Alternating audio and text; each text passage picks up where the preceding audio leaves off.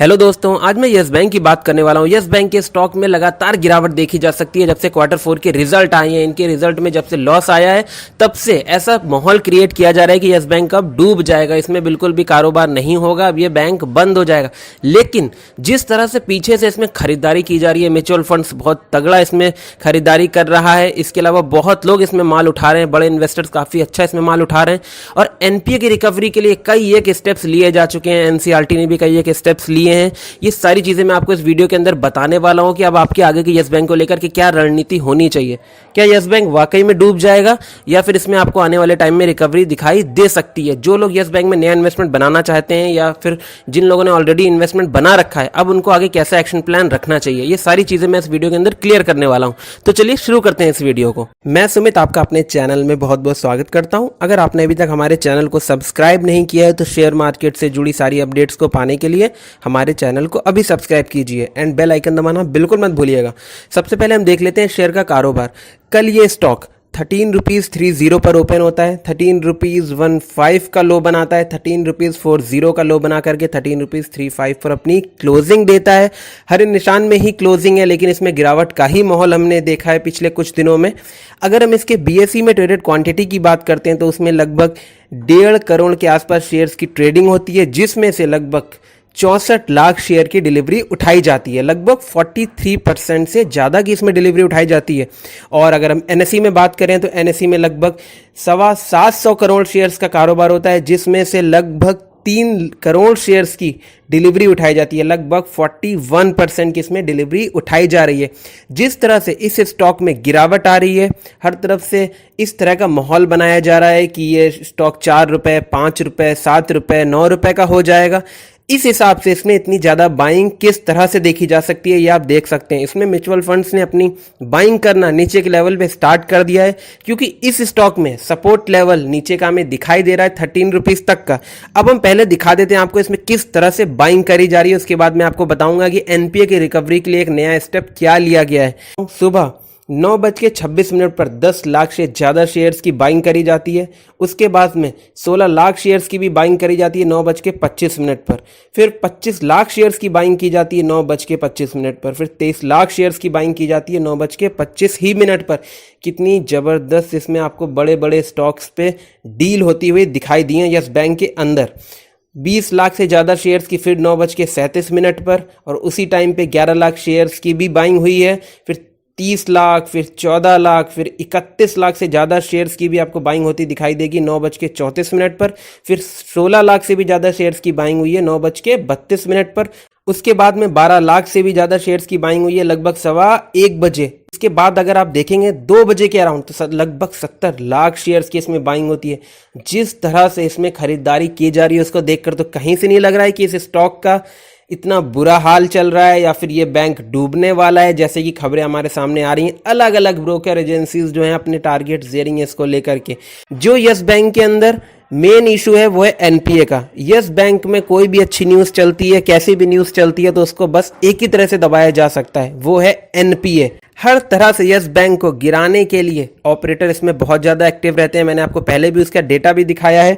अब हम बात करते हैं एनपीए से रिलेटेड जो बहुत बड़े 1-2-3 फैसले निकल करके आए। बैड लोन पर सुप्रीम कोर्ट का भी एक अहम फैसला आया है, जिसमें अनिल अंबानी की मुश्किलें बढ़ती हुई नजर आएंगी आने वाले टाइम में। जैसे कि मैंने आपको बताया था, स्विस बैंक्स के अकाउंट की डिटेल मांगी है आरबीआई ने अनिल अंबानी से। इनसे कहा गया है कि जो इन्हें बैंकरप्ट घोषित किया गया था उसके बाद में जो बैंकों का पैसा इनके पास में है लगभग 99,000 करोड़ रुपए, जिसकी भरपाई के लिए सुप्रीम कोर्ट ने एक बहुत अहम फैसला लिया है। उन्होंने ये बात बोली है कि बैंकों का जो जो कर्ज बाकी है उसकी भरपाई पर्सनल प्रॉपर्टी से भी की जाएगी। ये अनिल अंबानी ग्रुप के लिए एक बहुत बड़ी मुसीबत बढ़ाने वाली बात भी है।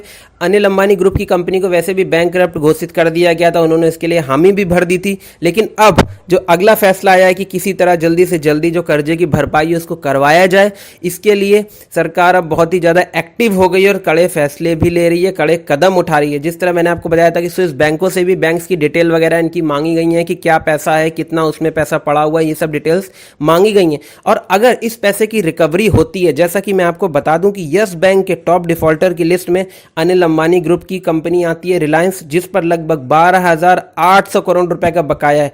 और अगर इनमें से कुछ फंड की रिकवरी होती है, इनमें से कुछ एनपीए की रिकवरी होती है, तो वो यस बैंक के लिए बहुत जबरदस्त खबर होगी। और यस बैंक आने वाले टाइम में अपने एनपीए को बहुत जल्दी रिकवर करता हुआ भी दिखाई देगा। और अलग अलग लोगों से बातचीत लगातार जारी है। उधर दूसरी तरफ मैंने आपको जानकारी के लिए बताया भी था कि डीएचएफएल की तरफ से भी जो कपिल वाधवान जी, उन्होंने बोला भी था कि इस कंपनी को नीलाम मत करवाइए, हम इस कंपनी को दोबारा खड़ा करेंगे, हमें आप एक बार मौका दीजिए, हम सारे बैंकों का कर्जा चुका देंगे। और उस पर एनसीईआरटी ने विचार करने को भी बोला है क्रेडिट कमेटी को। और अगर इस पर विचार किया जाता है और बैंकों की भी सहमति बनती है और कपिल वाधवान अगर पैसा किसी न किसी तरह चुकाने पर अपना जोर देते हैं और चुकाते भी हैं, तो यस बैंक के अलावा और भी बैंक्स के लिए बढ़िया खबर होगी। और डीएचएफएल के लिए भी बढ़िया खबर होगी कि डीएचएफएल को जो बिकने का एक बहुत बड़ा संकट है वो भी कम हो सकता है। बहुत सारी चीजें उससे सुलझ सकती हैं। तो इसको लेकर भी बहुत सारे व्यूज सामने आ रहे हैं। यस बैंक पर दबाव बनाने का सबसे बड़ा एक जो लूप होल है वो यही है कि यस बैंक पर एनपीए को लेकर के जब भी कोई बढ़िया खबर आती है, चाहे वो यस बैंक अच्छे से लोन दे रहा हो, चाहे यस बैंक अच्छी एफडीज वगैरह में इंटरेस्ट दे रहा हो, चाहे उसके डिपॉजिट्स इंक्रीज हो गए, सिर्फ एक चीज को सामने लाया जाता है कि यस बैंक का एनपीए, यस बैंक का एनपीए। जी हाँ, यस बैंक का एनपीए है, वो अपने एनपीए को लेकर के कड़े कदम भी उठा रहा है, उसकी रिकवरी भी कर रहा है। और इसी वजह से उनके Q4 में हमें रिजल्ट में लॉसेस भी इतने ज़्यादा दिखाई दिए कि उन्होंने प्रोविजनिंग बहुत ज़्यादा हाई करी है। लेकिन उस चीज़ को इस तरह से माहौल क्रिएट करके दिखाया जा रहा है कि बहुत लोग अपना माल पहले बेच भी चुके हैं, लेकिन दूसरी तरफ बड़े इन्वेस्टर्स माल खरीद भी रहे हैं। जिस तरह से मैं आपको दिखा दूं चार्ट के अंदर, ये स्टॉक जो है वो 13 रुपीज़ की रेंज में ही कंसोलिडेट कर रहा है, उसी लेवल पर ही ये बढ़ चढ़ रहा है। जब तक कि नीचे की तरफ या ऊपर की तरफ कोई कैंडल नहीं बनती है, तब तक कि इसमें एक तरफ का हमें मूव देखने को नहीं मिलेगा। और अभी इसका जो आरएसआई है वो भी 36 पर है और ज़्यादा दिन ये 36 पर टिके ऐसा बिल्कुल भी नहीं नज़र आ रहा है। तो जल्दी इसमें हमें मूवमेंट देखने को मिलेगा, लेकिन ये अपने अहम सपोर्ट लेवल पर है। यहाँ से इसका सपोर्ट लेवल टूटने की उम्मीदें बहुत ही कम लगाई जा रही हैं। इसी वजह से इसमें मैंने जैसा आपको डेटा दिखाया, बहुत ज़बरदस्त खरीदारी दिखाई दे रही है। जो लोग यस बैंक को लेकर के, बहुत सारी अफवाहें भी चल रही हैं, रूमर्स भी चल रहे हैं, यस बैंक डूब जाएगा, रिटेल बिजनेस बंद हो जाएगा। रिटेल बिजनेस बंद होने की खबरें तो बहुत पहले से आ रही हैं।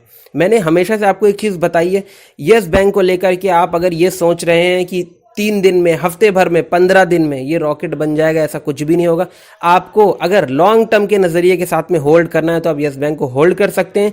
यस बैंक अभी बंद होने वाला नहीं है, ना ही इनका बिजनेस बंद होने वाला है। एक प्लानिंग के साथ काम किया जा रहा है, इनके टारगेट सेट हो जाते हैं, उसके बाद ये उसके अकॉर्डिंग काम करते हैं। जैसा कि इन्होंने एक साल में अपने डिपॉजिट्स इंक्रीज करने का टारगेट रखा था, ये मैं नहीं कह रहा हूं, कंपनी के उस बैंक के एमडी का कहना है, और उन्होंने उस टारगेट को अचीव करके भी दिखाया और अच्छा खासा उनके डिपॉजिट्स में हमें उछाल देखने को मिला है, लगभग 54% का।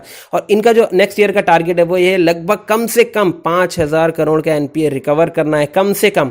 और उस तरफ जिस तरह से अभी से ही एक्टिव हो गए, हमें नजर आ रहा है कि एनपीए की रिकवरी होगी अलग अलग जगह से, और इन्होंने एक दो जगह से और भी रिकवरी करी है। मैंने आपको बताया भी था, एक और कोई कंपनी है उसकी भी इन्होंने प्रॉपर्टी वगैरह नीलाम करी है, उधर से भी इनको कुछ फंड मिला है। यस बैंक की अगर एनपीए की प्रॉब्लम में थोड़ा भी सुधार होता है तो यस बैंक के स्टॉक में भी बहुत अच्छा हमें सुधार देखने को मिलेगा। सिर्फ एनपीए का डर दिखा करके, ऐसा माहौल बना करके इसमें सेलिंग प्रेशर लाया जाता है और सेल होता है माल। और दूसरी तरफ जैसा कि डेटा ने कहा है, जबरदस्त बाइंग चल रही है, लेकिन रिटेल इन्वेस्टर को बिल्कुल डरा के रखा गया कि एमके ग्लोबल ने इसके इतने टारगेट दिए हैं, किसी ने इसके इतने टारगेट दिए हैं।